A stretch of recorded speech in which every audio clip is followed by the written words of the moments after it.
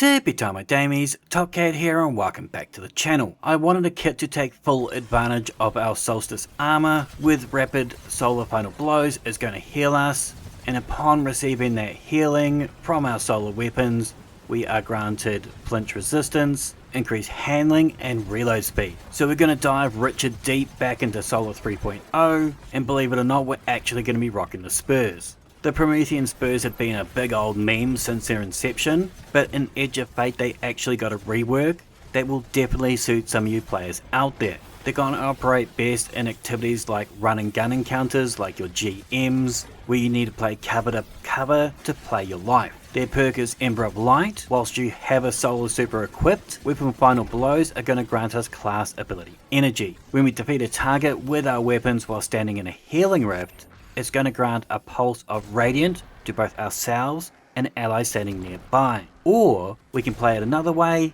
whereby equipping an empowering rift, it's going to grant us a pulse of cure to both us and allies. So in a roundabout ways, both of these are going to be buffing our damage output by 20%, and both of these are going to be healing us. I've opted to run the empowering rift. A lot of your fellow guardians out there are already going to have radiant procced, and I want to buff my allies so I can take full advantage of that elemental benevolence in the artifact, whereby granting an ally an elemental buff, it's going to grant us class ability energy. We also don't really need the rift to give us radiant, as we got the other perk in the artifact, fever and chill, where rapid precision hits are going to grant our solar weapons radiant. We of course pair that with radiant shrapnel, whereby dealing sustained weapon damage whilst radiant, or by defeating a scorched target with a weapon causes that little scorched solar flare. As we are mainlining that rift, we're no doi going to be running the Helion solar aspect. This is going to lob lava at your foes, scorching them. I'm actually surprised how much damage this puts out. Against our big old ogre buddy here, it done 7k damage.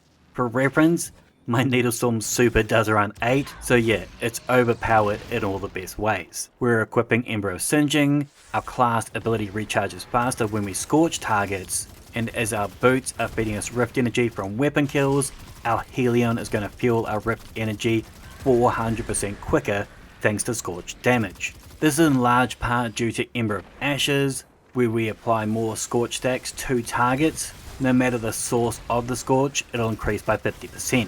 Now this kit will work great whatever solar arsenal you've got on you, but I've chosen the Ahab Char. I'm completely in love with that Burning Ambition perk that rolls on it. It's a solid overload weapon. It gets that seasonal weapon damage bonus as well. I did look at running that new Year-Tide Apex, as it's got a similar option in its perk pool, but I did prefer the range of the Char. Another great option for this kit is the Unwavering Duty from Trials. It can actually get Incandescent in the left with Burning Ambition in the right. I struggled in Solitude and Trials on the weekend, so haven't got it yet, but it's definitely a combination I want to acquire. So if you've got your arsenal selected, we just pop down that rift, scorch with our Helion, scorch with our guns, melt, melt, melt. You'll always have that rift energy back at your fingertips, and if for some reason you don't, I'm running a focusing strike mod that'll grant us 12% class ability energy whenever we cause melee damage. I recommend using the Incinerator Snap. It works a lot better at close range. In order to finger flick that bean on the regular, we're going to want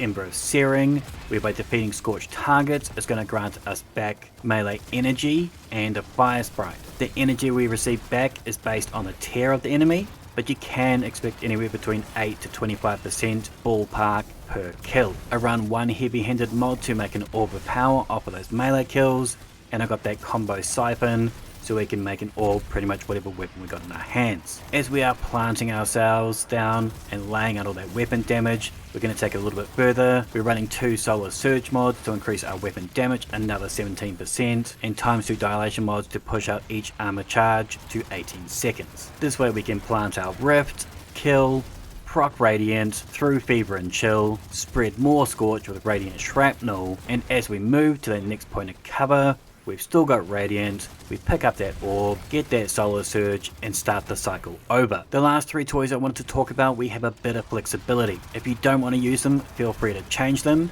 but I've been using Icarus Dash. It'll help get you from cover to cover. It's also beneficial when you're using the Daybreak Super. Now I've chosen this as the Spurs actually give us one last toy to play with, whereby getting kills in our Daybreak will actually grant us both Cure and Radiant. And honestly, it's frickin' tasty, and it sets you up nicely once your super's done. But you could easily swap this out for the Song of Flame or the Well, depending on the encounter you're attacking. If you do go Daybreak, I would recommend Ember of Beams. This will give those blades you're hipping out there stronger target acquisition and help push up our super stats. Now feel free to pause here for my mods, fragments and artifact, but there will be a dim link in the description down below. My armor stats are 80 health, 100 melee, 30 grenade, 100 intellect, 100 class, and 100 weapons. We get that by running 3 specialist armor pieces, 1 brawler, and 1 paragon. Now are these exotics like meta overpowered like the Wishful Ignorance? No. But the change really was a good one on an exotic that never got used. And now these give you a flexibility to your playstyle, granting both healing and a damage increase, and when most of the content is above you by like 30 to 50 light, every little bit helps. Let me know what you think about these exotic changes in the comments down below. Make sure to thumb it if you dug it, sub if you're new, and as always, tippy time my damies, what a tie.